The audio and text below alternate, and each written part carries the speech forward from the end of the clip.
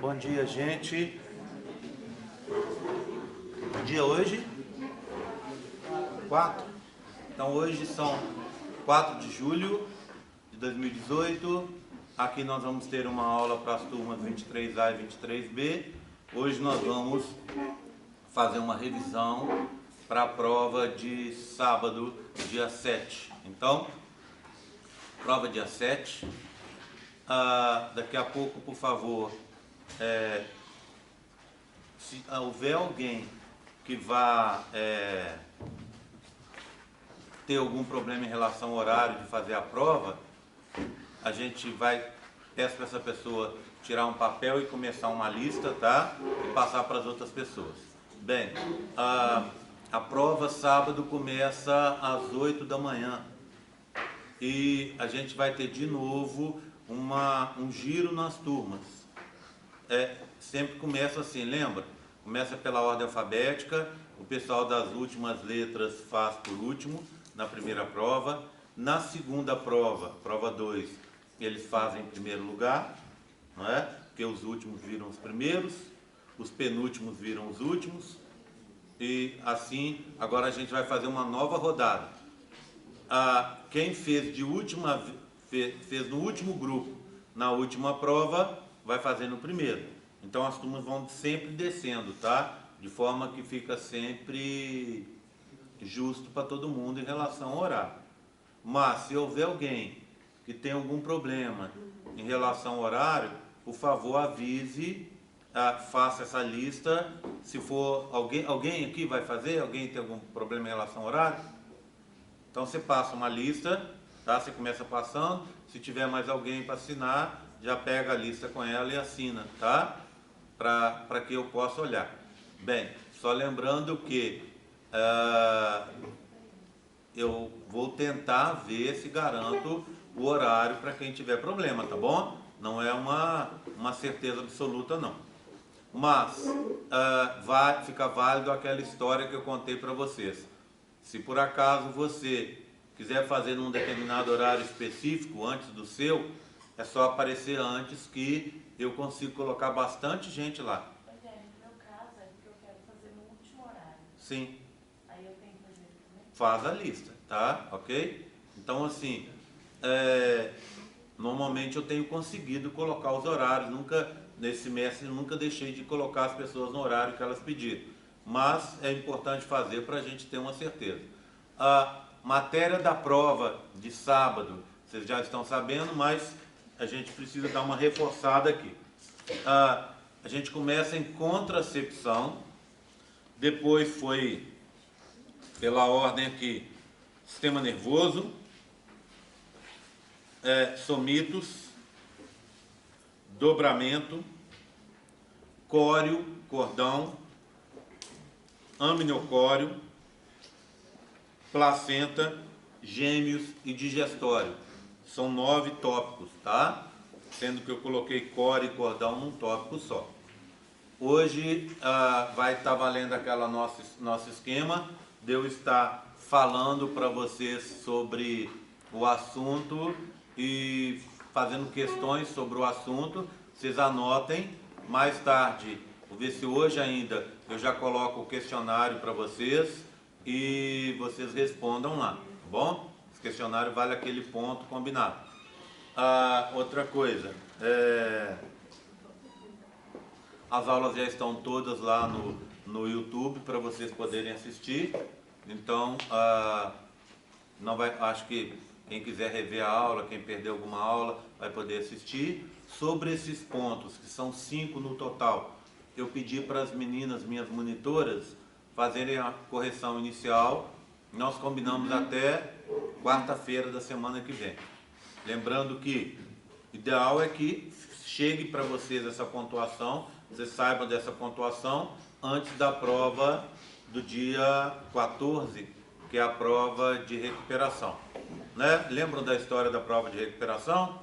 A prova final, ela não tem aquela história de 60%.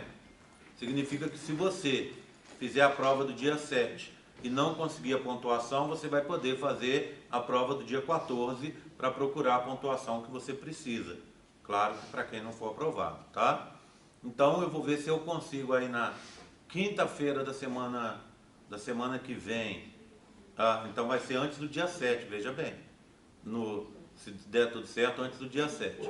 Então, quinta-feira da semana que vem, sexta-feira no máximo, eu consigo passar essa pontuação para vocês. Combinei com as meninas, vamos ver se elas conseguem fazer, porque para a Natália e para a Thalita esse final de período, obviamente como para todo mundo, fica muito apertado, tá? Mas, fique tranquilo, faça uma autoanálise. Se você fez os questionários direitinho, não deixou nenhuma questão em branco, não copiou de ninguém, não copiou da internet, você tem 5 pontos a mais, tá? Ok? Então você vai pegar aquela nota sua do SIG lá, eu estou com 45 no SIG até agora, então você adiciona 5 pontos, ok? Tudo bem? Tranquilo? Então é fácil, eu só vou colocar lá, mas cada um já sabe da sua. Se alguém fez alguma atrapalhada de novo, espero que não, né? Não é possível que num momento do campeonato desse a pessoa ainda faça esse tipo de atrapalhada, né? Copiar dos outros, copiar da internet, deixar a questão em branco, seja o que for. Então, assim, se todo mundo fez certinho, pode contar com a pontuação.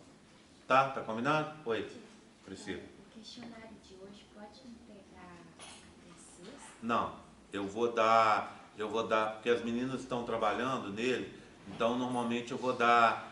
Hoje é quarta, eu devo dar até amanhã, se eu colocar hoje agora na hora do almoço, eu vou dar até amanhã às 11h59, tá?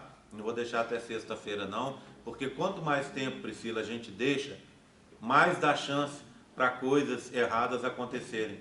Você está entendendo?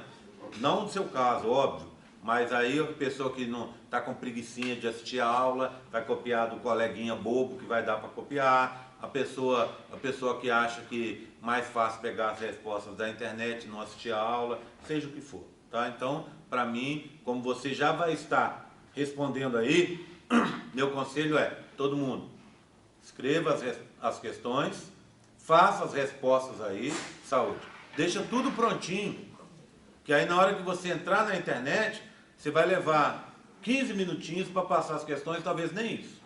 Então, assim, já deixe tudo organizado, tudo prontinho numa folha, e na hora que eu abrir, eu vou avisar vocês simplesmente pegam e desovam essas questões ali. Então fica mais fácil. Tá combinado? Tá? Alguém tem alguma dúvida que eu possa ajudar? Alguma outra coisa específica? Não?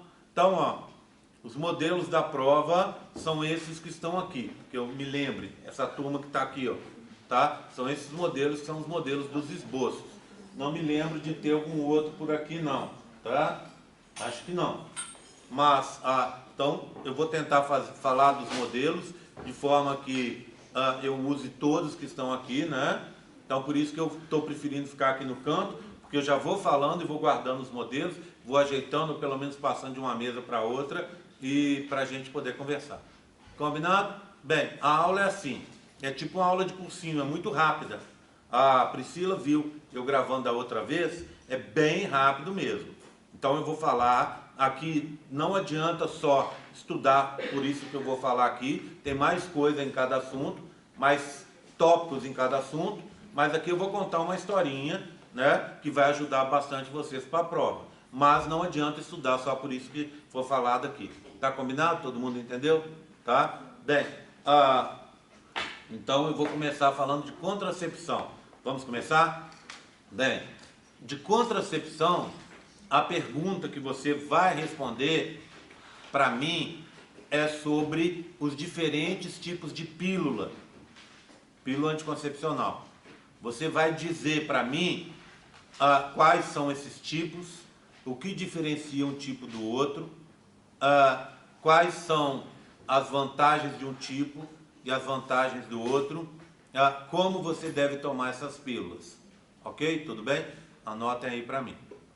Então essa é a questão 1. No final das contas, eu acho que nós vamos ter umas 9 ou 10 questões, tá? Bem, então vamos lá. Vou começar primeiro falando para vocês sobre os métodos comportamentais, né? Métodos comportamentais são aqueles métodos que você não utiliza nada, é só uma mudança no seu comportamento, né? Então, quais são esses métodos? O primeiro deles que eu quero lembrar para vocês é o mais famoso de todos os comportamentais, que é a tabelinha. Esse tabelinha a gente chama também de método Diogino Quinaus, que foram os caras que descreveram esse método. Como é que funciona? Você pega, em cada ciclo seu seguido, né? Você vai pegar o seu dia da menstruação, o dia do início do ciclo. Vai contar entre um dia e outro, de um ciclo e de outro, vai descobrir então a duração de cada ciclo seu. E aí você faz o seguinte, tira 14 dias dessa duração, porque a parte final do ciclo, ela é constante. A fase secretória do ciclo é constante. Então você tira os 14 dias e você vai ter provavelmente, né, o seu dia fértil. O que acontece? Você pega esse dia fértil, põe 3 dias antes e 3 dias depois, dando uma semana, portanto.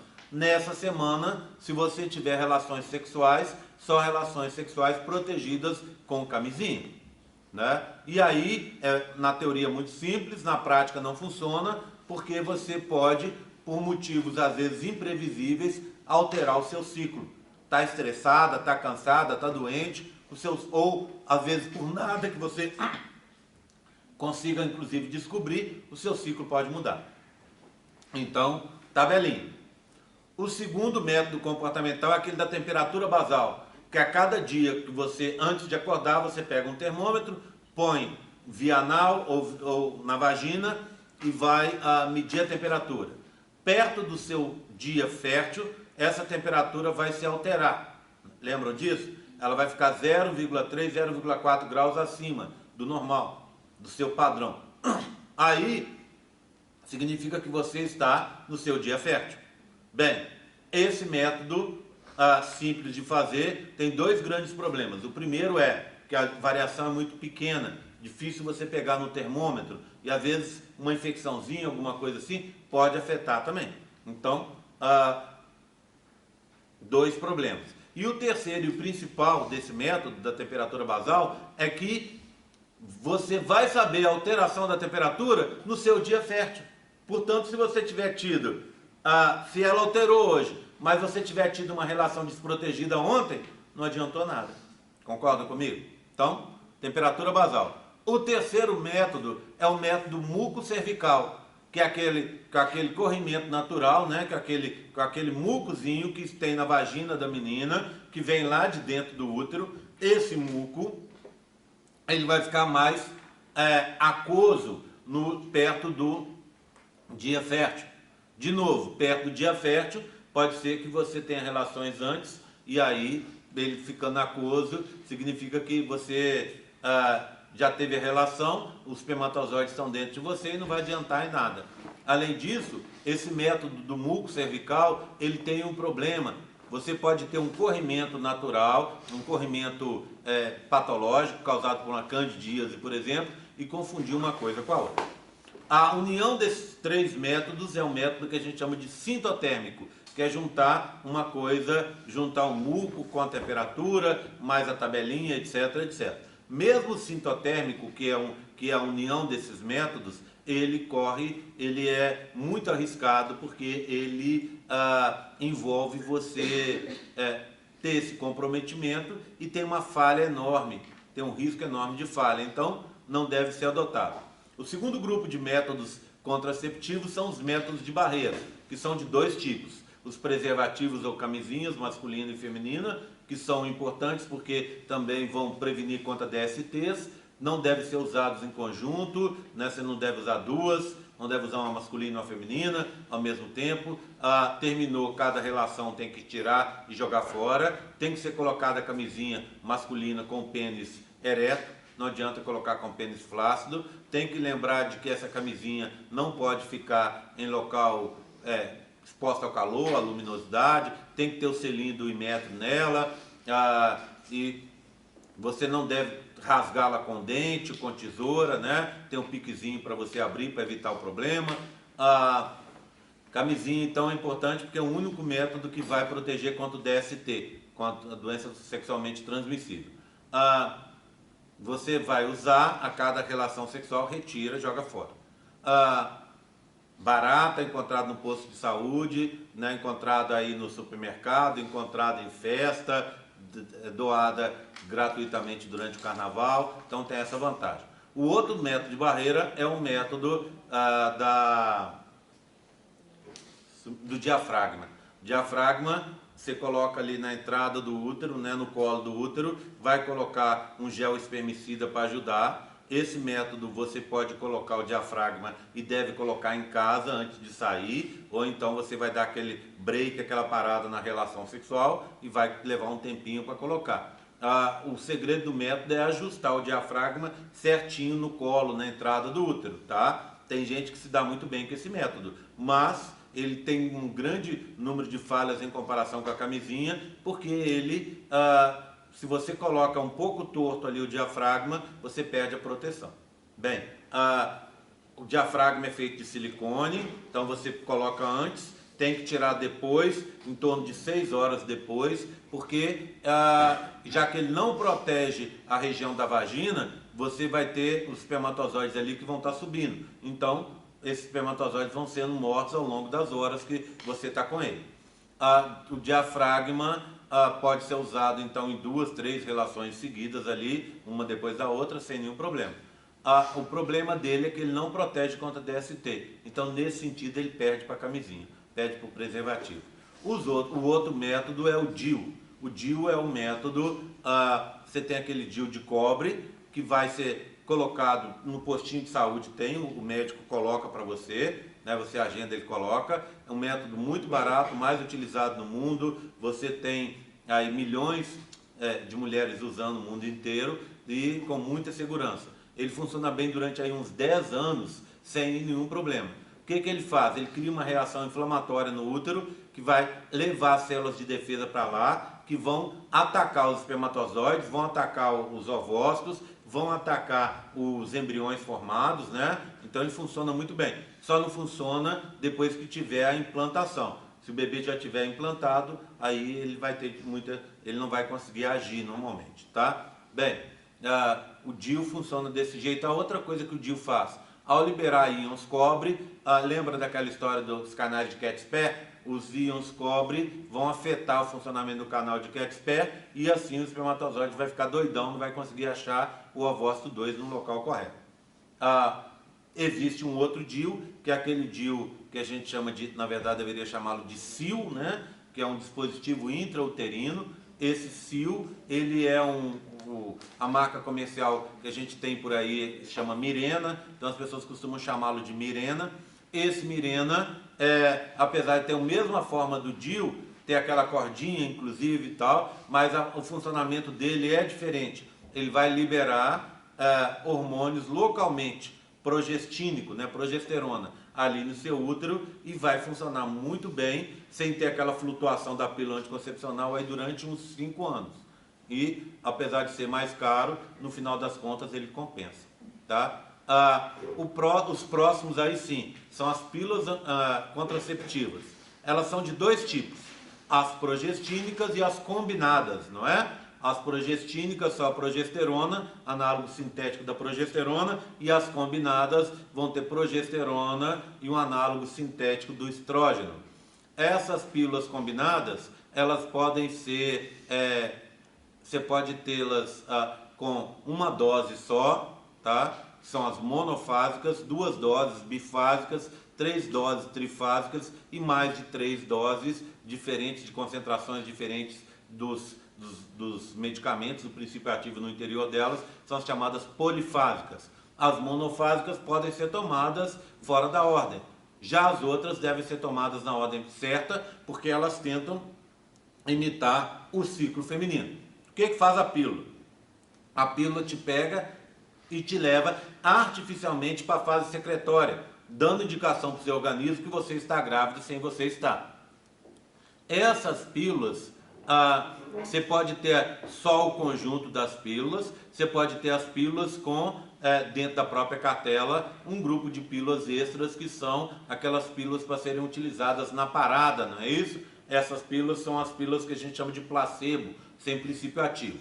O que acontece então? Você toma a pílula, dá a parada, aí vai vir ou não a menstruação, depende da dose do estrógeno que você está usando. O estrógeno, então, ele vai ele é a parte da pílula que muitas vezes está envolvida com o tal dos efeitos colaterais, não é isso? Náusea, dor de cabeça, inchaço, tudo isso vem do estrógeno. Bem, então você vai fazer a parada e no dia programado, independente ou não se veio a sua menstruação, você volta a tomar, tá? Pode emendar as pílulas também se você quiser, achar que precisa, etc. Você pode emendar as pílulas não fazendo essa parada. Aí você pode emendar essas pílulas pelo tempo que você quiser, sem nenhum problema, tá? Oi. Ô, Jen, vai ser a progesterona ou o estrógeno que vai causar efeitos colaterais? Principalmente o estrógeno, tá? Bem, aí o que acontece? Você tem uma outra pílula, que são as chamadas antigamente mini pílulas, que as pessoas ainda chamam assim, mas essas mini pílulas hoje, elas funcionam muito bem, né? Porque antigamente, quando elas foram criadas para aquela história da menina que está amamentando. Inclusive, esse é um outro método contraceptivo comportamental que eu esqueci de falar, que é a tal da menorreia da menstruação, da amamentação. Quando você está amamentando, a sua chance de engravidar é bem menor, por causa da prolactina, o hormônio que vai ser produzido e vai parar o ciclo ali, vai diminuir a chance de você ficar grávida. Bem, então criaram essas pílulas progestínicas que eram mais fracas e serviam para dois momentos. Quando você estivesse amamentando, para tirar aquela chance pequena que você tinha de engravidar no momento da amamentação, elas não afetam ao leite, elas não passam por leite para causar problema para o bebê, etc. Então elas têm essa vantagem. Ou serve para isso, ou serve para quem está logo depois da menarca, que está tendo os primeiros ciclos. Então elas servem para regular o ciclo feminino.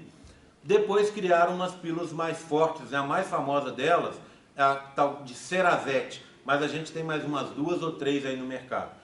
Ela é progestínica, mas ela tem uma concentração elevada, então ela funciona muito bem, tá? Vantagens da pílula: barata, fácil de tomar, né?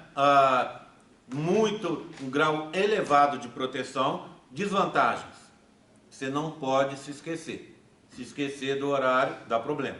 Por isso que foram criados os métodos alternativos à pílula, não é? Então você tem aquele implante subdérmico, que vai liberar os remédios durante 3 anos. Você tem o adesivo, que funciona durante 3 semanas, você troca um por semana. Você tem o anel vaginal. O que mais? Mais algum? Oi? A injeção, que funciona por 1 mês, mas você tem injeção também de 3 meses. Tudo isso para intramuscular, né? Para evitar o esquecimento, que é o grande problema da pílula. Por falar em pílula, a última das pílulas que é importante a gente conversar é a contracepção de emergência, que é a pílula do dia seguinte. Ela tem uma concentração elevada, elevadíssima de hormônios no seu interior, né? De análogo sintético hormonal. Ela vai funcionar algumas para 4, outras para 6 pílulas. Então, você toma isso, ele vai causar um pico elevado dos hormônios ali, de estrógeno e progesterona, e aí o que acontece? Quando deu esse pico artificial, imediatamente veria a menstruação. Pílula de emergência, pílula do dia seguinte, não deve ser tomada todo dia, tá? Ela pode ser tomada 2, 3 vezes ao máximo no ano. Então, aquele momento que você teve uma relação sexual desprotegida, dentro de um ciclo que você achava que era o seu ciclo fértil, dentro do seu período fértil, tá? Aí o que acontece? Você toma essa pílula para resolver o seu problema. Só que ela causa efeitos, né? Efeitos colaterais, náuseas, vômitos muito mais fortes. Então o risco é muito maior. Então você não deve tomar sempre, porque o seu ciclo tende a ficar desregulado se você começar a tomar isso aí, e aí você vai perder totalmente os parâmetros do seu ciclo. Tá? A gente até conversou quando uma alternativa à pílula do dia seguinte é você tomar pílulas que têm um princípio ativo que a gente chama de levonorgestrel. Como é que funciona isso? Você vai, toma 4, espera 12 horas e toma mais 4, tá? Se vomitar no meio do caminho aí, tem que tomar de novo. Tá? Pílula, esse é o problema da pílula. Se você está tomando pílula, você não, ao consociá-la com antibióticos, anti-inflamatórios, tem que conversar sempre com seu médico. Tá? Se você tomou a pílula agora de manhã antes de vir para a aula, teve uma diarreia, vai ter que tomar de novo. Se você tomou a pílula e vomitou, tem que tomar de novo, tá? Principalmente nas 3 primeiras horas depois de tomar a pílula. Depois ela vai ser absorvida. Então, pílula do dia seguinte é isso. O que mais falta? Contracepção de emergência. Oi? A mais utilizada ainda são as monofásicas, né? Mas são as combinadas, tá? Ainda são as mais utilizadas. Bem, por último, que eu estou me lembrando... Oi? Sim, o coito interrompido também é um método comportamental, que é você retirar o pênis e ejacular fora, tá? Obviamente que a gente não precisa nem conversar sobre isso, que é um desastre ambulante, né? Então isso aí não deixe acontecer, que o risco de gravidez indesejada é imenso, tá? Por último, então, os métodos definitivos, que são 2, não é? A vasectomia, que é você cortar os ductos deferentes, e que é simples, barata, feita no consultório, né? Com poucos efeitos colaterais, e a ligadura das trompas, que aí tem que ser feita uma intervenção cirúrgica, ela é mais complicada, existe uma série de regras que a gente conversou aqui, não é isso? Né? Infelizmente existem regras para ligadura e não existem regras para vasectomia, não é? Então, engraçado, mostra quanto que a gente é machista nesse país nosso. Então, para você fazer vocês meninas, se quiserem fazer uma ligadura hoje, nenhuma de vocês pode, né? Nem você, nem Isabel. Você tem uma criança só, né?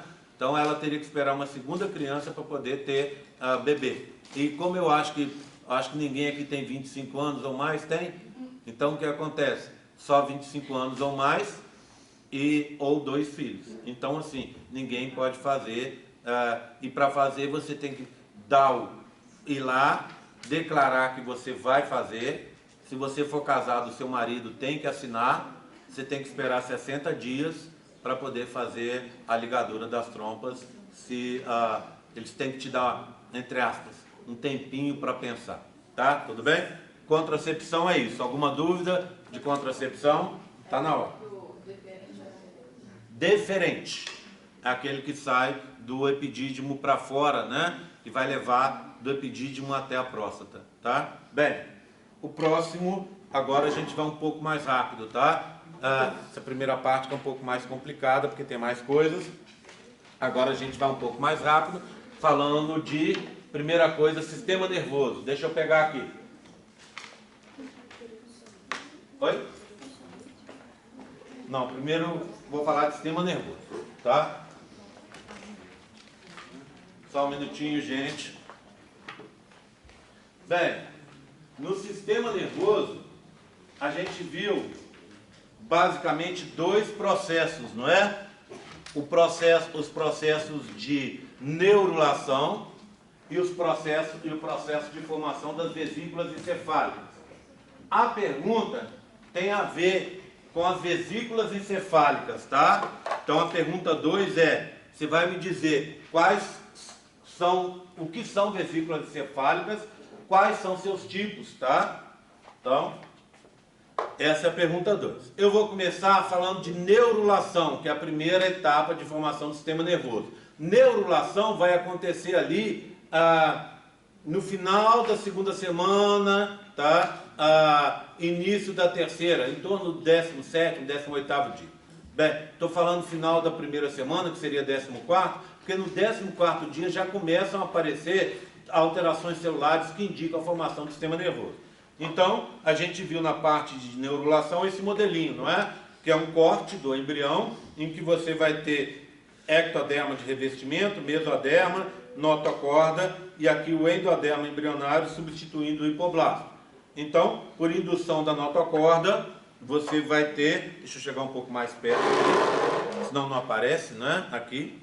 Por indução da notocorda, esse ectoderma de revestimento vai se transformar em neuroectoderma elevado, né? Isso na forma que a gente chama de placa neural. Delimitando ele, você vai ter essa região verde, que é o que a gente chama de pregas neurais.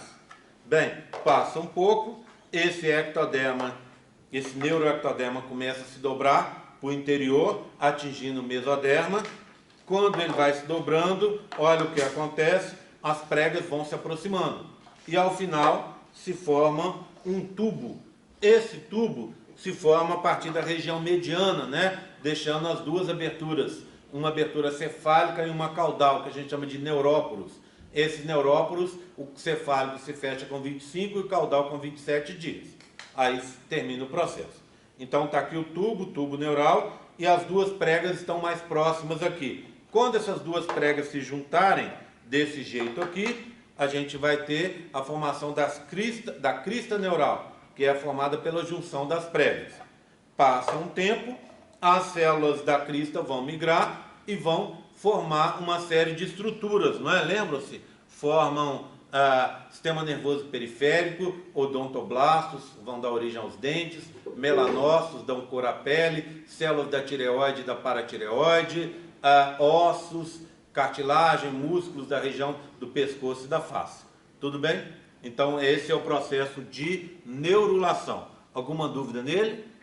Algum comentário? Não? Tranquilo? Vou tentar ver se eu consigo dar aula e já arrumar minha vidinha aqui ao mesmo tempo, tá?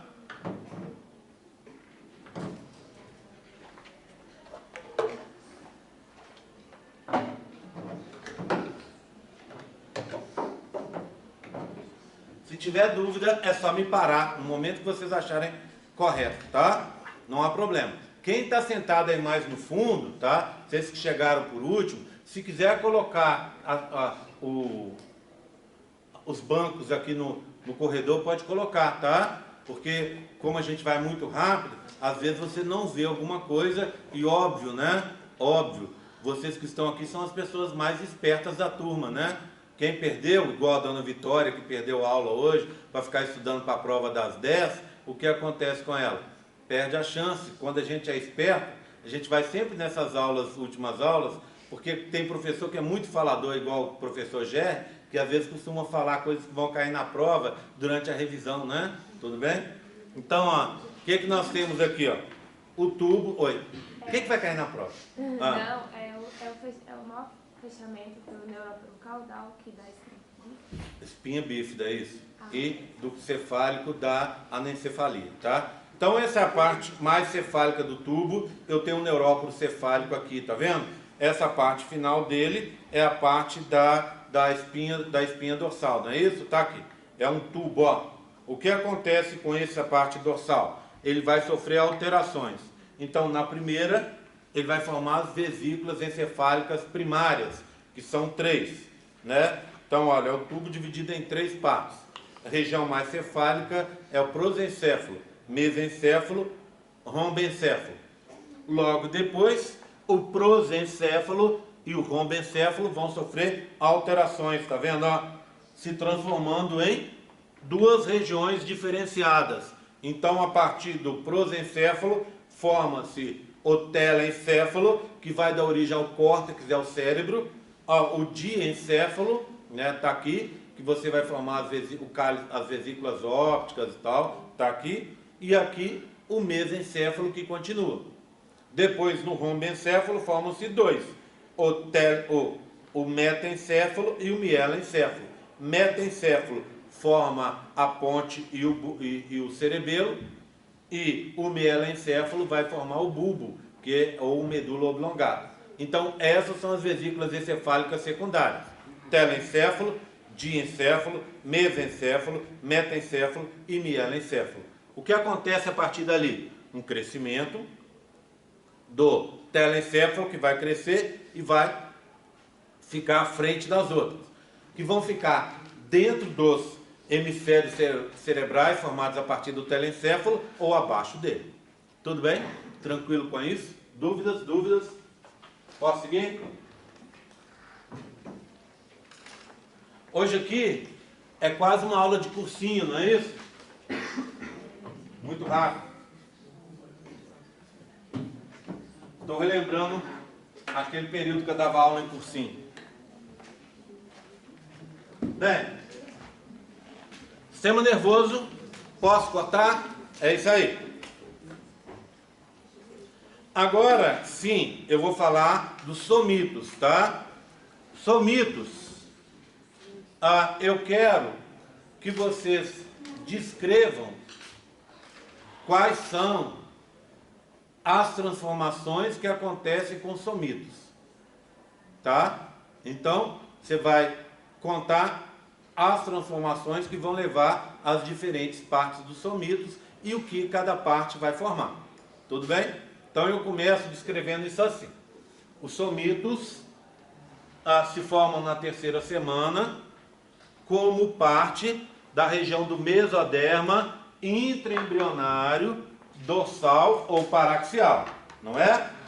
Então aqui nós temos uma representação disso, ó. Então aqui estão os três mesodermas, o lateral, o intermediário e o dorsal paraxial.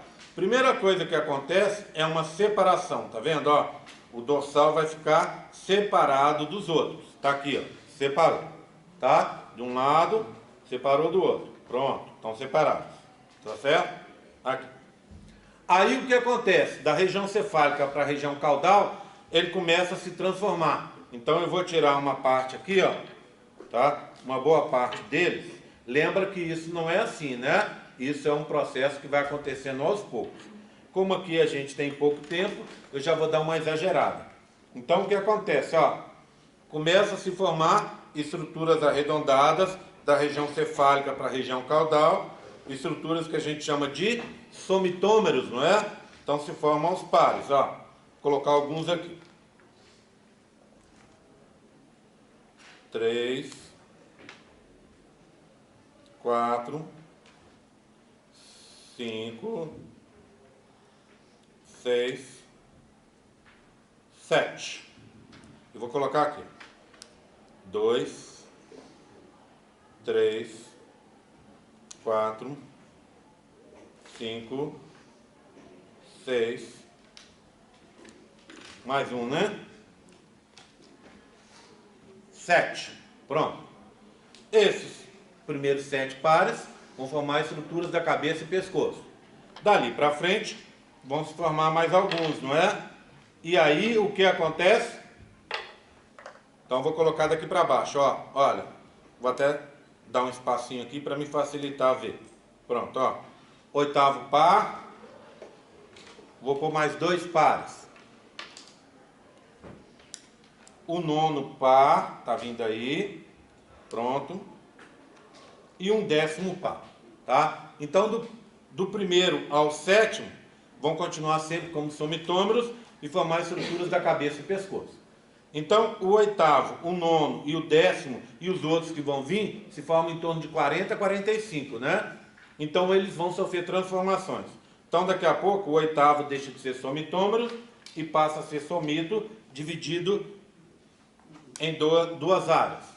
Essas áreas são o esclerótomo, que vai dar origem a cartilagens e ossos do tórax e abdômen, e o dermomiótomo. Esse dermomiótomo, daqui a pouco, vai se diferenciar também. Então, passa um tempo, deixa eu fazer uma troca aqui, ó. Esse de baixo, que era somitômero, vira somito dividido em 2. E o de cima, que era somito dividido em 2, vai virar somito dividido em 3. Que é o quê? Esclerótomo continua, o dermomiótomo vira miótomo e dermátomo. Miótomo, músculo estriado esquelético do tórax e abdômen. Dermátomo, derme, parte interna da pele, do tórax e abdômen. E o esclerótomo continua fazendo cartilagem e ossos do tórax e abdômen.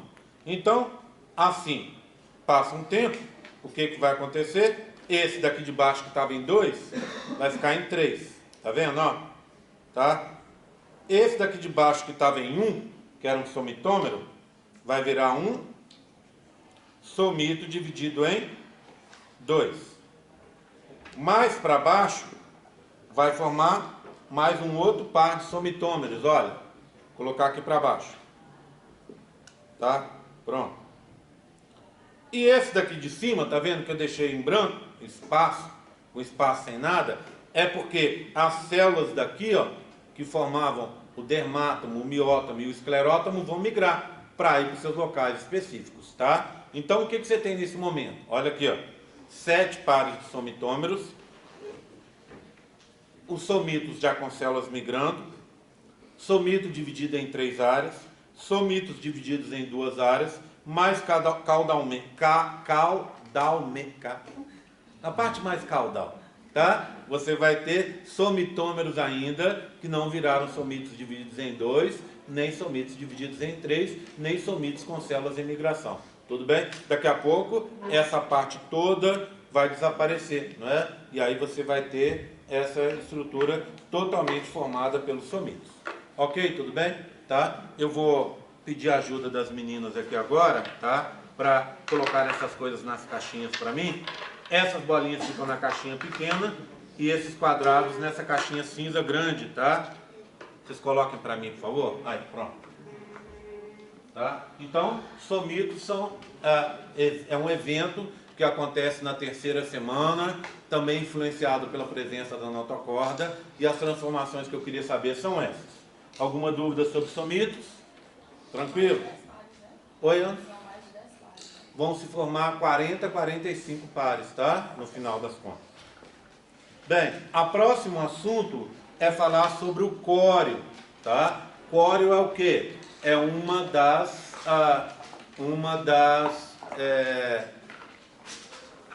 dos anexos embrionários.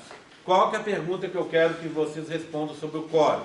Eu quero que vocês me digam aquela história dos componentes e das transformações que acontecem nas vesículas coriônicas. Lembram disso? Então você tem a vesícula coriônica primária, a secundária, a terciária, né? Eu quero que vocês, por favor, contem para mim quais são as transformações que acontecem nessas vesículas coriônicas. Já vou mostrar, só um segundinho. Só encaminhar as coisas aqui no meu armário. Então vai todo mundo embora e me deixa aqui sozinho, aqui, ó, guardando o negócio por mais meia hora. Então já estou me livrando hoje. Então vamos pegar as vesículas coriônicas. Aqui. Alguém falou meu nome em vão aí? Eu vi um. Sabia que alguém tinha falado? Oi? Vilosidade, vesícula da minha cabeça. Tá vendo? É vilosidade, tá? Vilosidade. Onde está a vesícula, risca e põe vilosidade, tá? Ok? É que eu estava falando das vesículas encefálicas agora e já emendei tudo. Vilosidades, tá? Velocidades coriônicas. Bem, então vamos lá. Córeo é um anexo. O que faz o córeo? É aquele anexo que fica mais externo. Aqui eu tenho, por exemplo, um córeo, ó. Olha aqui. O que você tem nele? Sincício, cito e mesoderma. Esse é o córeo. Imagina então se eu pegasse uma pontinha dessa aqui, ó, tá? Pegasse uma pontinha dessa e ampliasse. Olha o que eu teria. Acabei de ver alguém que já deixou o modelo cair no chão e quebrar, olha. Inacreditável, né? Então o que eu tenho aqui, ó? E não estava assim não, foi ontem. Então o que eu tenho? Essa estrutura. Como é que funciona essa estrutura? Ela começa assim, ó. Então é uma velocidade coriônica primária, com 2 componentes, sincício, trofoblasto e citotrofoblasto. Depois, quando ela é invadida pelo mesoderma, ela vira uma velocidade coriônica secundária, sincício, cito e mesoderma extraembrionário, tá? Eu tenho isso para mostrar para vocês. Como se você pegasse aqui, gente, ó, fizesse um corte aqui em cima, nessa pontinha. Então, olha lá, ó, o que você vai ter? Sincício e cito, na velocidade coriônica primária. Sincício, cito e mais internamente, mesoderma extraembrionário, na velocidade coriônica secundária, tá? Bem, passa um tempo, lá a partir da 3ª semana, essas velocidades, lembra? O córeo começa a ser formado no 15º dia. Então, na semana seguinte, que seria a 3ª semana, ele vai ser invadido por vasos sanguíneos, né? Então, no comecinho da terceira semana, ele é invadido por vasos sanguíneos. E aí você vai ter a vilosidade coriônica terciária. Olha aqui, ó. Sincício, cito, mesoderma e vasos sanguíneos, tá? Então, essa vilosidade coriônica terciária. E eu tenho ela aqui, ó. Sincício, cito, mesoderma com vasos sanguíneos, artérias e veias aqui, ó. Por último, nós temos as vilosidades coriônicas a termo, aquela mais próxima do período do parto. O que acontece com ela? Algumas transformações, né? Para facilitar o transporte das substâncias ali entre o bebê e a mãe e vice-versa. Então, o que acontece com a velocidade coriônica a termo? Olha aqui, ó. Você vai ter o quê? Sincício está aqui. Mas se eu olhar o sincício, ele está mais fino, tá vendo? Ó, ficou mais fininho. Sincício está mais fino. Se eu olhar o cito, ele não está presente mais. O citotrofoblasto virou essa parte de fora que está aqui de verde e também que está aqui, ó, que a gente chama de quê? De manto citotrofoblástico, que serve para ancorar essa velocidade lá dentro da descida materna, né? Dentro do útero da mãe. Então, sincício mais fino, cito ausente, o mesoderma está aqui e os vasos sanguíneos, faça uma comparação, ó, de um com o outro, olha. Os vasos sanguíneos estão maiores, com calibre maior e mais periférico. Então isso a gente vê aqui, mas consegue ver também claramente aqui, ó, olha lá.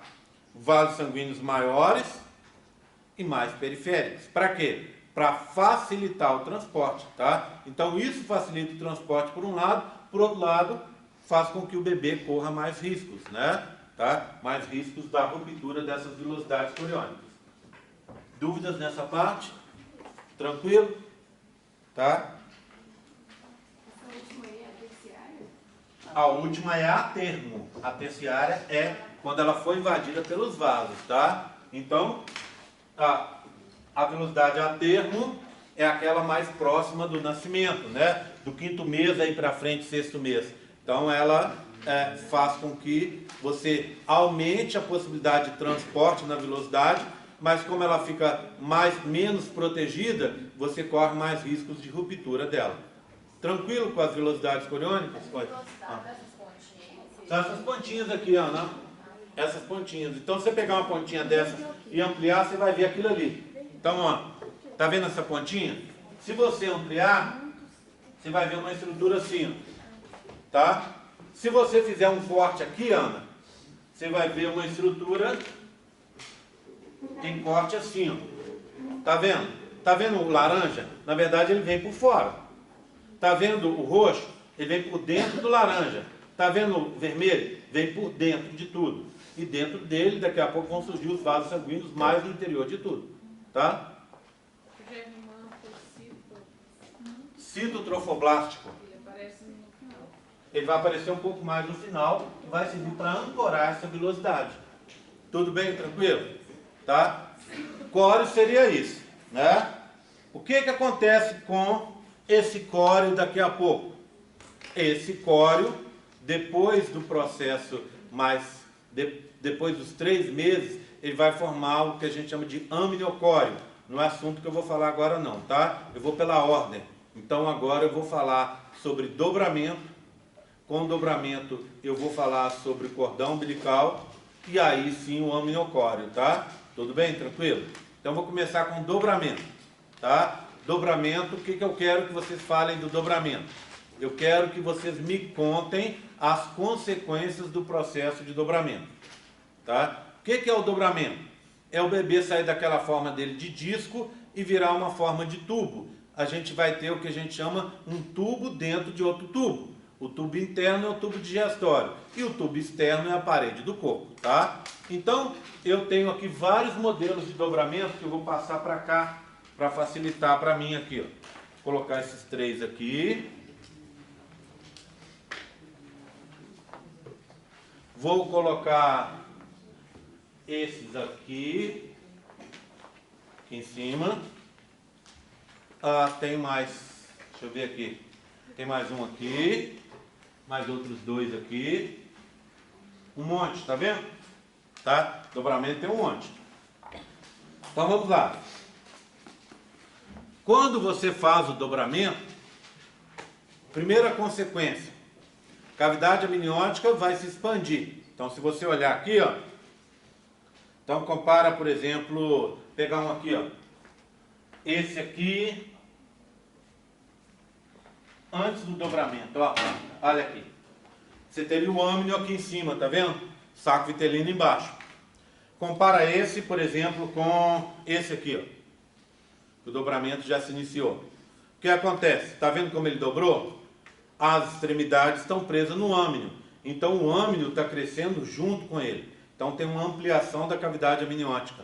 Essa cavidade amniótica, daqui a pouco, vai fazer com que todo o embrião, e não só o ectoderma, fiquem dentro de si. Então tudo vai ficar boiando dentro da cavidade amniótica. O ectoderma, que já estava, o mesoderma e o endoderma vão ficar presos lá dentro, tá? Então, essa é a primeira coisa, a primeira das consequências.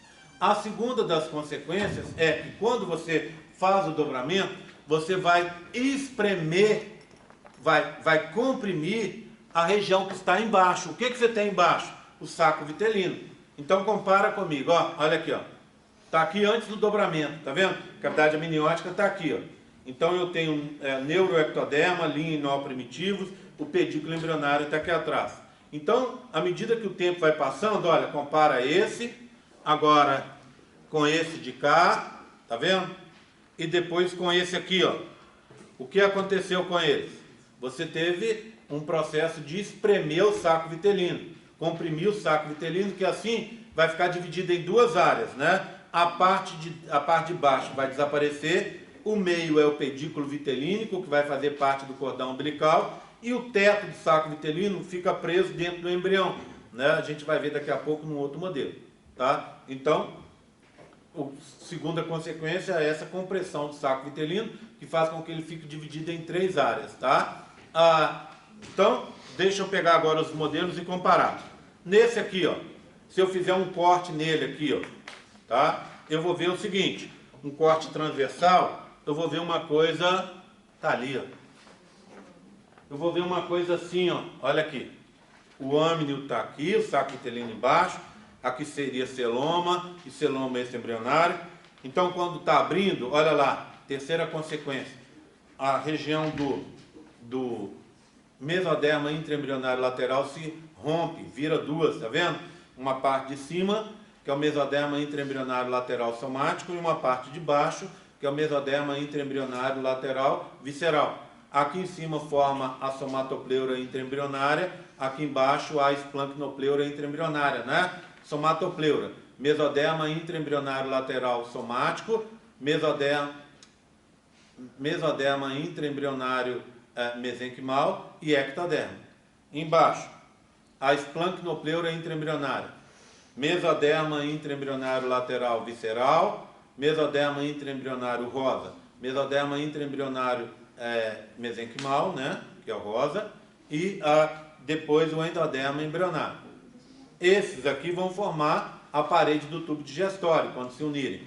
E esse aqui, a parede do corpo. O espaço entre eles, que é a futura cavidade peritoneal, vai ser formado por esse celoma intraembrionário.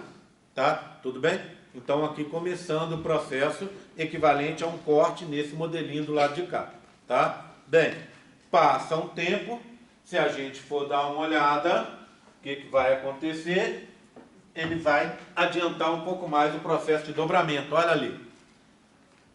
Eu sei que está acontecendo, porque ele já está dobrado assim, dobrado lá e dobrado aqui, né? Está dobrado na região cefálica, região caudal, do lado direito e do lado esquerdo, né?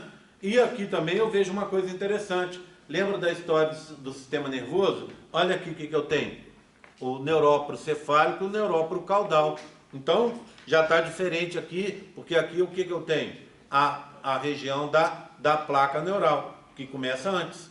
Aqui já fez o tubo neural que está aqui nesse meio. Então, se esse processo já aconteceu, também o dobramento já está adiantado, não é? Tudo bem?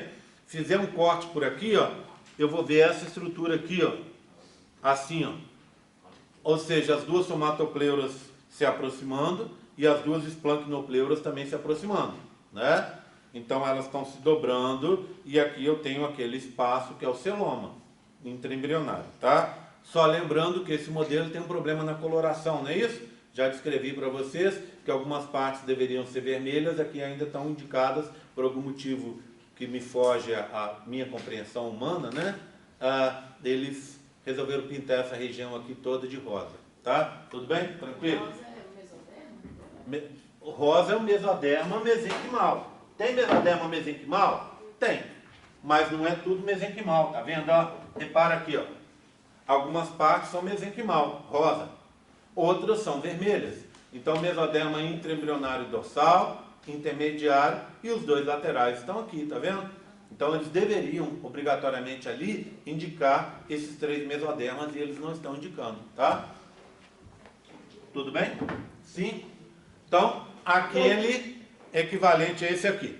Agora, esse aqui, ó, que mostra praticamente o final do dobramento, se eu fizer um corte aqui ou aqui, não na região do pedículo vitelínico, eu vou ter uma estrutura assim, ó, não é?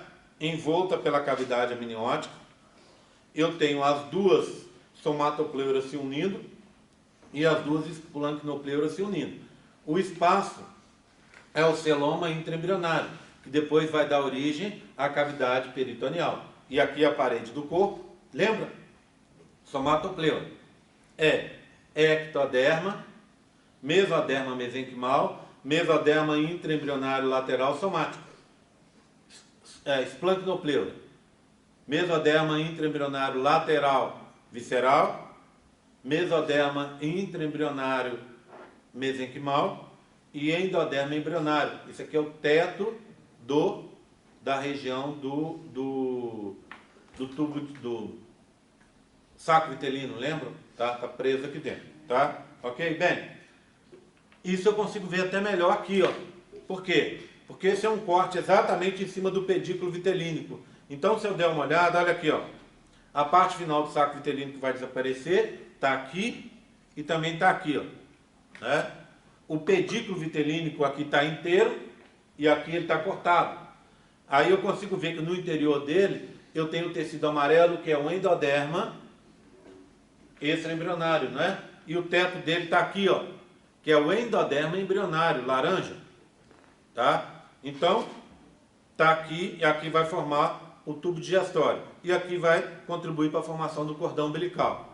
A região da parede do âmnio, que é a esplancnopleura extraembrionária, se lembra?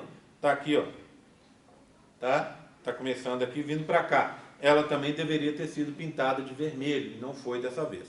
Ok? Tudo bem? Aqui está a cavidade do corpo, que é o celoma intraembrionário, que depois vai formar a cavidade peritoneal. Tá? Então, o que você observa durante esse processo? Você observa que vai tendo uma compressão e uma diferenciação do saco vitelino em 3 regiões. Repara uma coisa também que a gente viu ali e está vendo aqui, ó. Olha aqui. O que é isso aqui? Começando a dobrar, tá vendo? Antes ele era retinho. Esse é o pedículo embrionário, então mais uma consequência.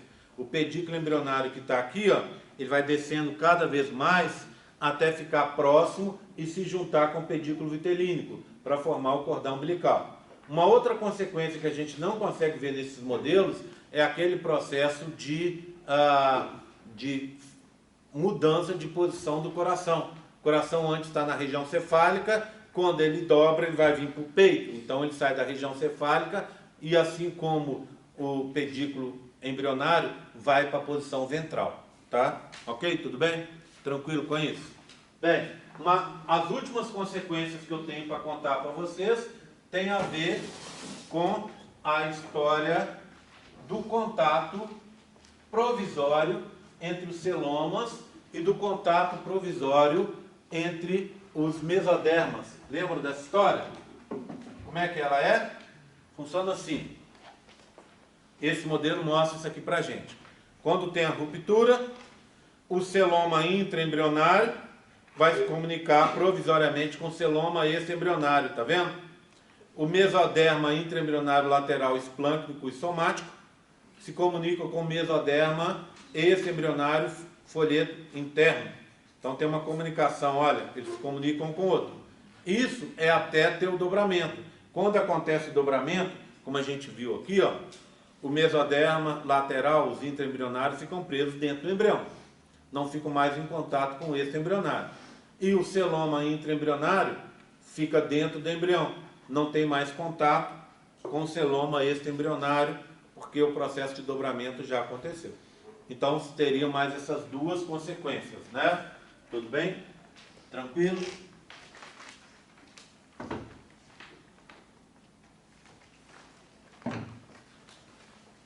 Dobramento é isso. Dúvidas no dobramento? Dúvidas? Estou passando rapidinho sobre cada assunto, né? Dúvidas? Se tiver dúvida, é hora de levantar a mão e eu esclarecer. Bem, dobramento termina na 4ª semana, fechando o 1º mês de gravidez, tá? Vou cortar aqui dobramento da minha listinha.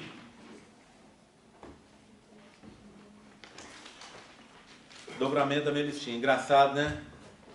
Apesar de eu ter enrolado aqui mais do que na aula do pessoal da biologia, a aula está fluindo melhor. Acho que é porque é 4ª de manhã e não 2ª à tarde depois do Jogo do Brasil, né? Eu quase desmarquei, gente. Nossa, me deu uma falta de coragem de vir. Aí eu falei assim, vamos embora, vou ter que gravar mesmo. Gravo com a turma presente, que é melhor. Tinha que gravar mesmo, né? Eu vim 2ª de manhã, mas 2ª de manhã não deu tempo de fazer nada, porque é aquele apavoramento com o Jogo do Brasil, né? E também teve uma coisa, eu acho que quando a gente faz a primeira vez, a gente fica mais tranquilo, tendo certeza que vai dar tempo, e aí dá tempo e sobra tempo, tá? Então, eu acho que estou indo dentro do ritmo que eu fui com a biologia. Se vocês tiverem dúvidas, eu quero terminar às 10, então faltam 55 minutos.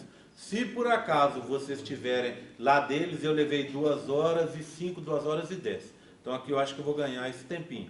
Mas se vocês tiverem dúvida, para quantas vezes for necessário para eu tirar as dúvidas de vocês. Por exemplo, agora. Não é problema meu, aí já é um problema teu. Vai perder essa gostosura de aula, né? Tudo bem? Né? Desculpa, eu não estou sendo grosso, não. Queria ser irônico mesmo. Tá? Oi? Não vou fazer chamada, não. Tá? Não precisa disso, não. Acho que já foi feito mais do que precisava de chamada, né? A aula que hoje eu encaro como uma forma de estar ajudando vocês, tá? Quem veio, veio. Quem não veio, perdeu, né? Quem ficar até o final vai ver um resumão do conteúdo. Quem não ficar vai perder, infelizmente. Tá? E aí, como eu falei com vocês, a chance do conteúdo que eu estou dando aqui cair na prova é enorme. E não é de caso pensado. É porque o conteúdo que eu estou dando, nesse tempo exíguo que eu tenho, pequeno que eu tenho, é o conteúdo que eu acho que é mais importante. Aí é óbvio, né, gente? O conteúdo que o professor acha que é mais importante é o conteúdo que ele vai cobrar na prova. Opa, né? Ok? Tudo bem? Então vamos seguir.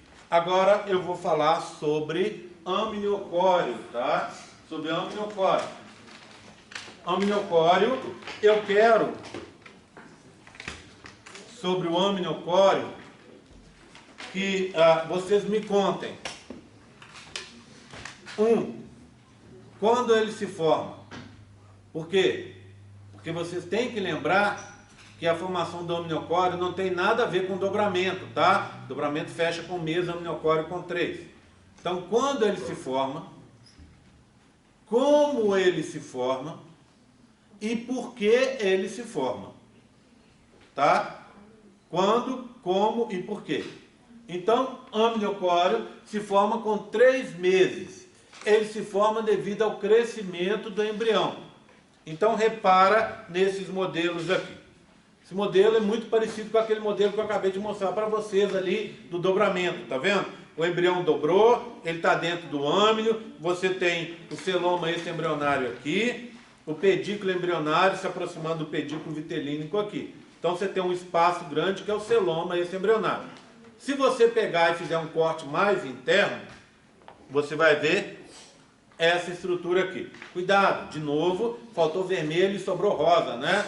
Então você teria essa parte de fora, que é a somatopleura extraembrionária. Se eu colocasse o sincício aqui, seria o córeo, não é?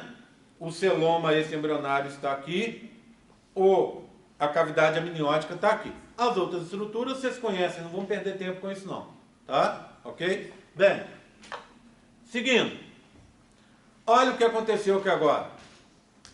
O epitélio amniótico se juntou com o córeo, então, membrana âmnio de epitélio amniótico, corial ou coriônica de córeo, ou simplesmente, como eu prefiro falar, amniocóreo, tá? Que é a junção deles. Consequência desse processo, o celoma esse embrionário sumiu. Celoma esse embrionário sumiu.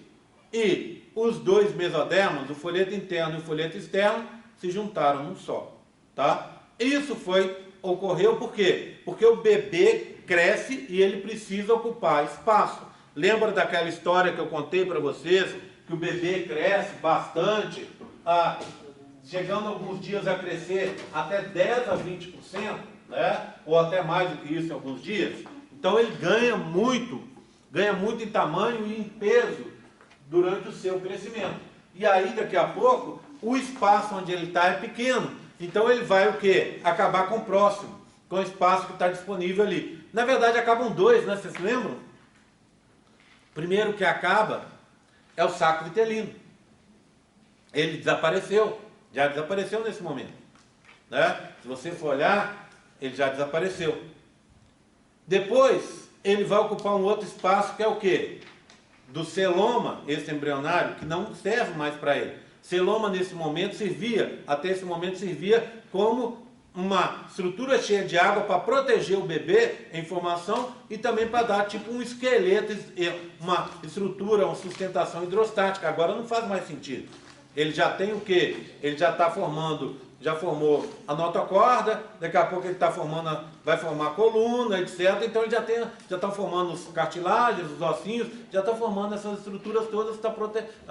Então ele não precisa de ter essa sustentação externa, ele já tem uma sustentação interna. Então ele cresce, desaparece o celoma esse embrionário, os dois mesodermos se juntam num só, e aí quando a gente olha o que acontece.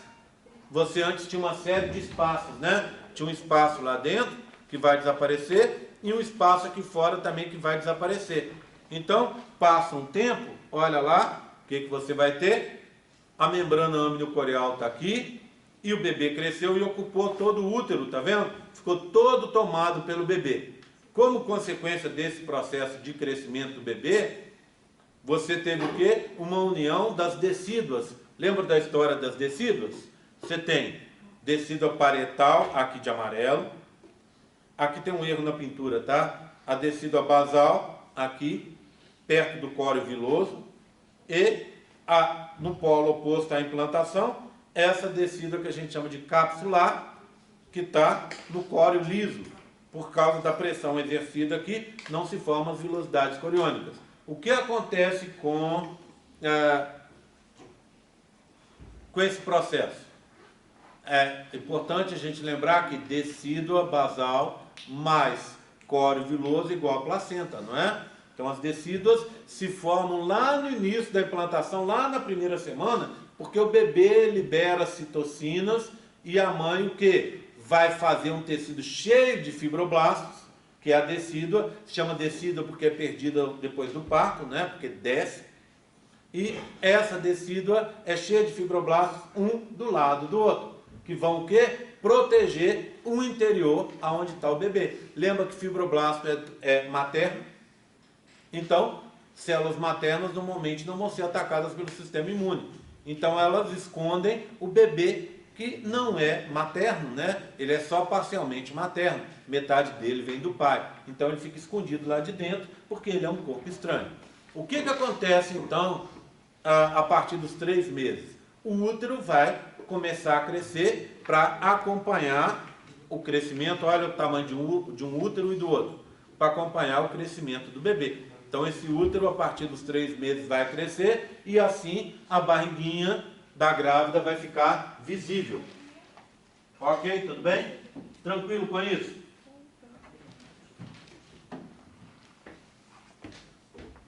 Amniocóreo. Dúvidas? Agora, depois do amniocóreo, eu vou continuar caminhando para conseguir falar para vocês sobre placenta. Quando a gente falar sobre placenta, a gente vai estar quase terminando, né?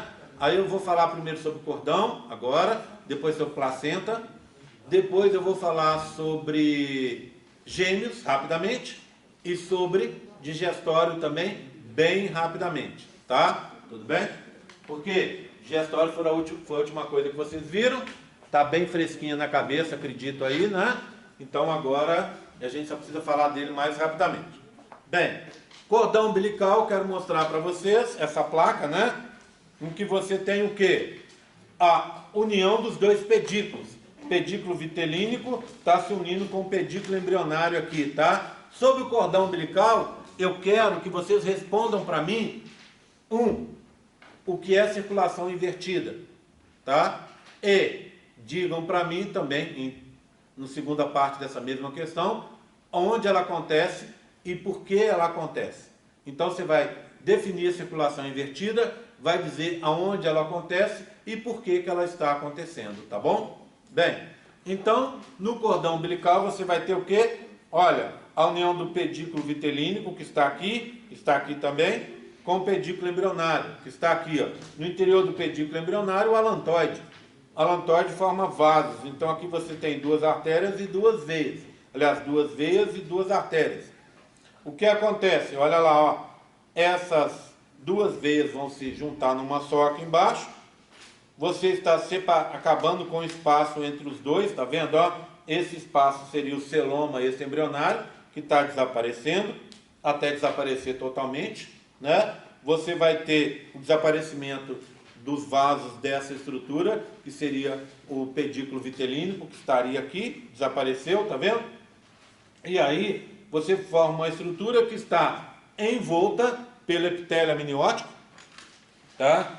E que tem vasos que são provenientes do alantoide, né? Então são duas artérias e uma veinha, fazendo esse emoticon aqui, né? Essa carinha meio tristinha que vocês estão vendo. Bem, o que acontece dentro dessa estrutura? Uma coisa que a gente chama circulação invertida. O que vem a ser a tal da circulação invertida? Bem, circulação invertida é aquela em que veias levam sangue arterial e artérias levam sangue venoso, tá? Por que a gente chama de sangue venoso e sangue arterial? Porque na maioria do nosso organismo, as veias levam sangue venoso, sangue principalmente das veias. E as artérias levam sangue característico delas, que é o sangue arterial. Como é que é o sangue venoso? É um sangue pobre em oxigênio, rico em CO2. Como é que é o sangue arterial? O contrário, rico em oxigênio e pobre em CO2, tá? Bem, tudo bem. Mas existe uma exceção no nosso organismo, que é a pequena circulação. Como é que é a pequena circulação? É o sangue que vai do coração para o pulmão e volta para o coração, tá? Nessa pequena circulação, inverte o padrão. Veias levam sangue arterial e artérias sangue venoso. O segredo desse processo está nas artérias e não nas veias. Por quê? Lembra da parede das artérias? Você tem na parede das artérias fibras elásticas e músculo liso. Isso, que é encontrado principalmente nas artérias, permite que as artérias façam uma distensão e uma contração, quando necessário. Então, aquela história da sístole e diástole, lembra disso? Então, o que acontece? Quando o sangue está vindo com muita velocidade, a artéria vai se expandir. E ao expandir, diminui a velocidade do sangue. Quando o sangue está devagar demais, ela contrai, empurrando o sangue para frente.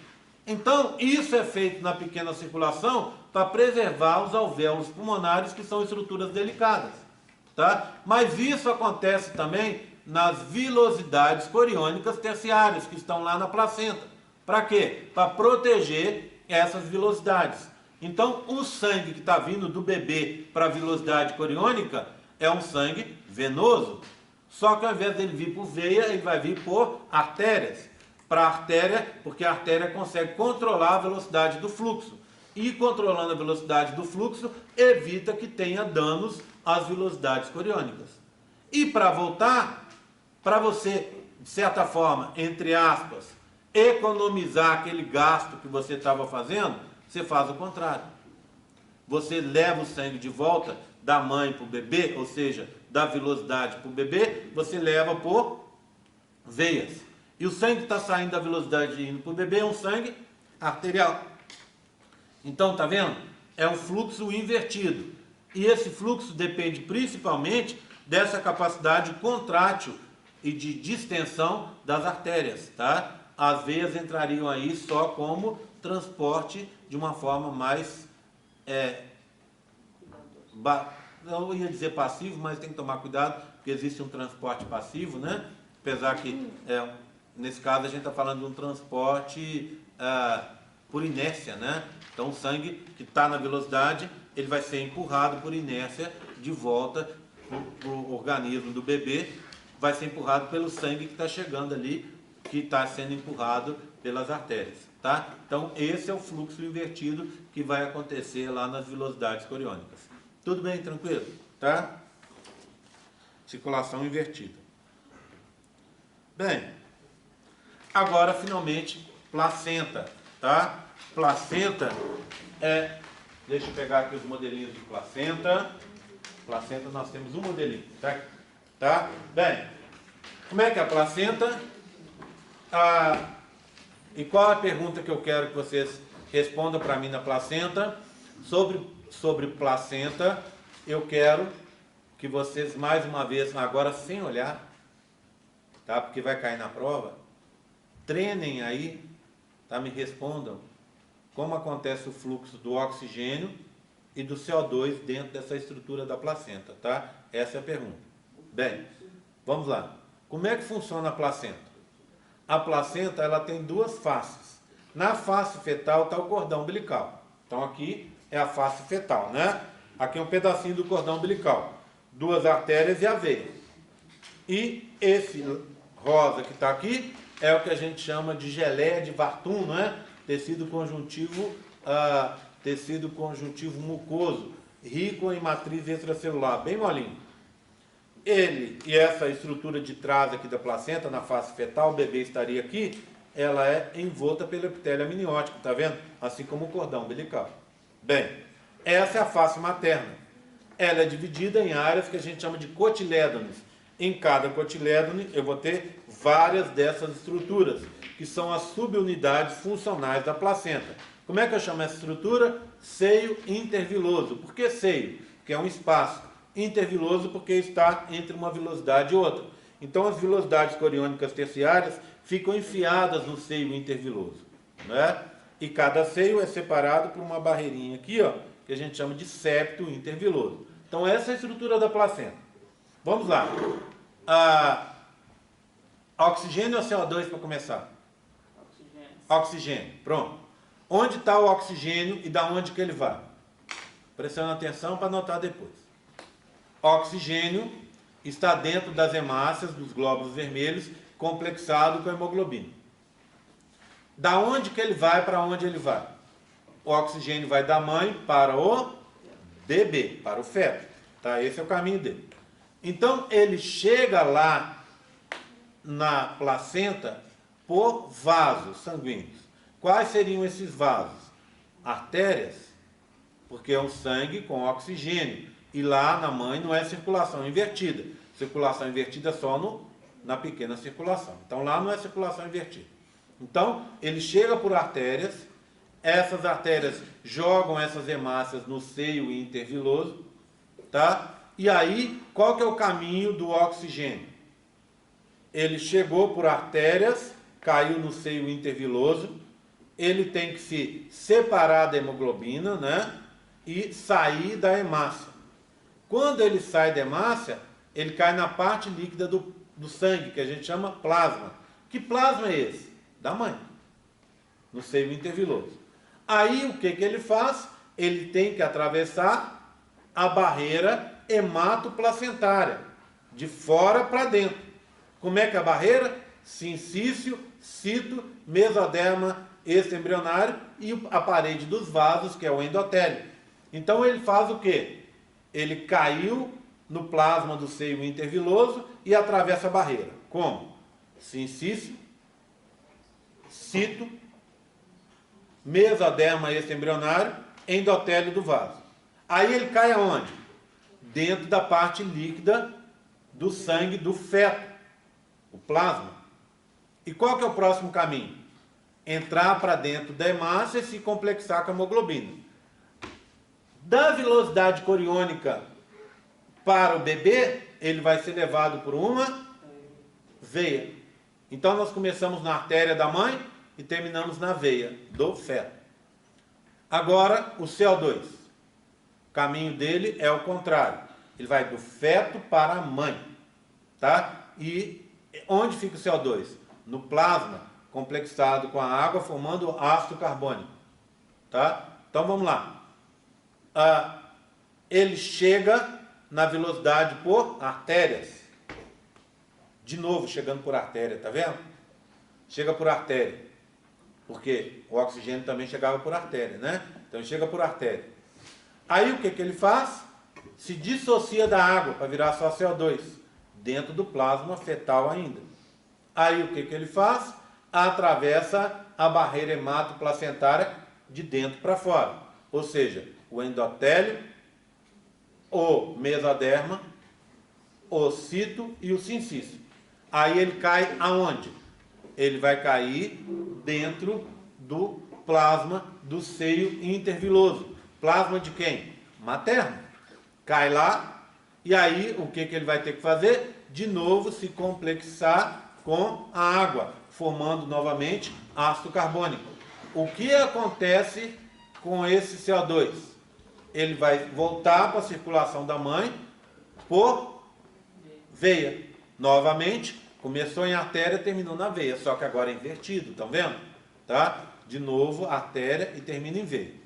Bem, na mãe a circulação não é invertida, mas no bebê é. Por isso que a gente sempre artéria e depois veia.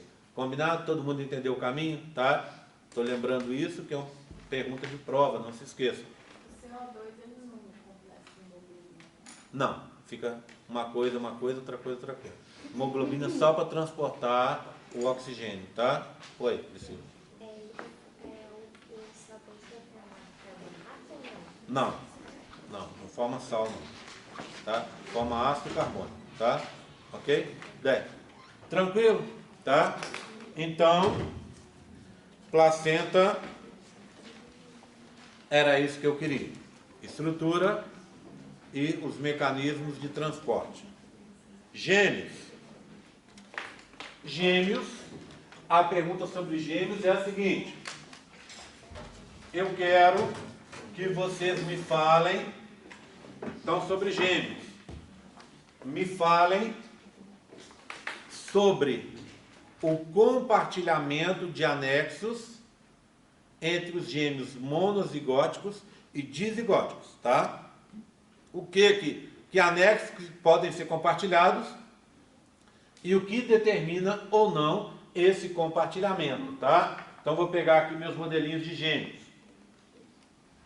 Vou começar com esses dois aqui, ó, que são os gêmeos dizigóticos, tá? Ou seja, são produtos de duas fecundações separadas.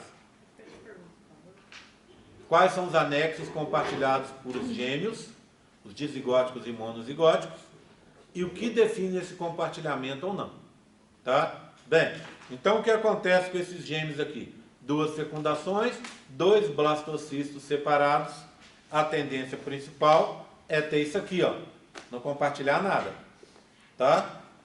Mas, se eles vão, e aí o que define o compartilhamento desses gêmeos é a proximidade da implantação, então se eles se implantam próximos, eles podem ter dois córios que vão se interligar, virando um córeo único.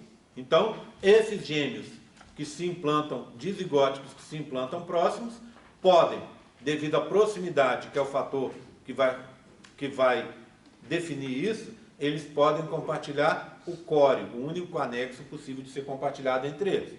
Compartilha o córeo e aí vão ter uma placenta única, não é? Tudo bem? Agora, os gêmeos, conhecidos como monozigóticos. Deixa eu colocar esse e esse aqui. E vamos falar dos dois, tá? Os dois primeiros. Os monozigóticos estão aqui, tá? Esses monozigóticos vão se formar por uma separação de um embrião formado por uma fecundação única. Então você tem uma fecundação única, um espermatozoide e um ovócito só, na fase de blastocisto ou na fase que vem a seguir, que é a fase de bilaminar, ele vai se separar. Esses dois primeiros se separam na fase de blastocisto. Então, o que aconteceu com esse carinha aqui? Você formou dois embrioblastos, um do lado do outro, e aí o que acontece? Esses dois embrioblastos, na verdade, é assim. Esse. Então, você formou dois embrioblastos, um do lado do outro. O que acontece? Dois embrioblastos vão dar, quando você forma dois embrioblastos, um do lado do outro, eles vão estar com o mesmo córeo. Lembra? Um embrioblasto aqui e outro aqui. Então, você tem dois embrioblastos assim. O que acontece? Embaixo desse embrioblasto, um saco vitelino. Em cima, um âmino. Do mesmo jeito lá de cá. Um saco vitelino e um âmino. Então, são separados. Mas eles estão envoltos por uma estrutura de fora, que é o córeo. Então, o que acontece com eles? Eles vão ter um córeo único. Tá vendo? Igual a esses aqui, ó. Mas o que aconteceu com esses carinhas aqui? Eles se formaram devido à proximidade da implantação. Esse aqui se formou devido ao processo de separação que aconteceu na fase de blastocisto com dois embrioblastos, um do lado do outro, tendo um córeo externo lá de fora, tá? Externo lá de fora é pleonasmo, né? Tudo bem? Oi. Nesses modelos não tem diferença, então? Não tem. Se você fizer uma imagem, um ultrassom desses bebês, desse e desse aqui, ó, mesma estrutura, tá vendo? Como é que você vai saber se são gêmeos, monozigóticos ou dizigóticos? Só se por acaso lá na 12ª semana, a partir da 12ª semana, aqui gerar um menino e uma menina. Aí dá para você saber. Se gerar dois meninos aqui ou duas meninas, igual esse, você só vai saber ao nascimento, tá? Entenderam uma coisa? Jeito de estrutura formada é a mesma. Jeito de formar, diferente. Aqui, proximidade de implantação. Aqui, época de separação, tá? Jeito que se formou. Oi, pergunta. É só uma curiosidade, na verdade. Pode perguntar. Eu sou gêmea. Sim. E a gente é de placenta diferente, tem como saber qual que é? Você é mono ou dizigótico? De... Tá vendo? Mas você poderia ser mono também, que é o próximo que eu vou mostrar. Tá? Ser duas meninas. Tá? O que acontece? Seu caso poderia ser... Seu caso é assim, ó. O seu caso é assim. Tá? Mas o seu caso poderia ser assim, ó. Mesma estrutura, tá vendo? Mesma estrutura. O que acontece nesse caso? Lembra? Você, nesse caso aqui, duas implantações diferentes, distantes, resultado de duas fecundações. Então, esse aqui é o dizigótico. Cores diferentes de pele, tá? Para ajudar na hora da prova. Olha aí. Não dá para errar, hein? Pelo amor de Santo Cristo. Tá? Me ajuda aí, né? Tá? Agora, olha esse caso aqui, ó. Monozigóticos, gêmeos idênticos, como o pessoal fala popularmente. O que aconteceu com eles? Se implantaram separados. Então, esse é aquele monozigótico com tudo separado. Lembra daquela história que eu falei que a classificação monovitelino para monozigótico estava errada? Por quê? Esse aqui é um monozigótico bivitelino, dois sacos vitelinos separados. O que aconteceu com ele aqui? Ao invés de você, lembra do outro que eu acabei de descrever? Ao invés de você ter um embrioblasto aqui e outro aqui, ó, dentro do mesmo córeo, você teve um embrioblasto aqui e outro embaixo. Quando você fez isso, arrebentou a estrutura e formou dois blastocistos separados. E aí, a tendência é que eles vão se implantar separado. Essa é a tendência. Tá? Mas nada impediria que eles se implantassem próximos e juntassem a placenta de novo. Tá vendo? Então o que acontece nesse caso? Nesse caso aqui, dos monozigóticos. É o tempo de separação e a forma como isso acontece e o local de implantação. Tá vendo? Então, você poderia ser monozigótica com a sua irmã, é irmã, não é? Você poderia ser monozigótica com ela, mas com esse tipo de caso aqui, ó, sem compartilhar nada. Esse aqui, ó, é o melhor dos dois mundos, né? Deixa a mãe satisfeita, porque fica com duas criancinhas, uma cópia da outra, dá para usar a mesma roupinha, pintar igualzinho na festa junina, botar a mesma roupinha do Brasil, tudo igualzinho. Mas, como elas se implantaram separado, elas não vão compartilhar nada. Porque quando compartilha a placenta, lembra disso? A chance de você ter um problema com o bebê é grande. Oi? Mas como que elas, tipo assim, esses dois bebês não compartilham nada? Nada. Como que eles que são os idênticos, entendeu? Por quê? Que os idênticos deveriam São ser- idênticos porque uma é uma, isso que eu estou explicando. Se você não tivesse em alfa aí, ó, pensando em ter um filho, gêmeo, prestando atenção, você teria entendido, mas vou te quebrar o galho e vou te explicar de novo, presta atenção. Agora presta atenção. Não, agora presta atenção. Presta atenção. Presta atenção. Não, presta atenção. Não, presta atenção. Posso falar? Posso seguir? Posso? Então o que acontece? Ó, olha lá. Gêmeos monozigóticos são cópias, são clones naturais. Tá bom? O que a gente esperaria? Que você teria eles próximos, já que você teve uma separação. Não é? Só que nesse caso específico, essa separação aconteceu assim. Ó. Você tem um embrioblasto, normalmente o embrioblasto, lembra? Você tem o trofoblasto, o embrioblasto e a cavidade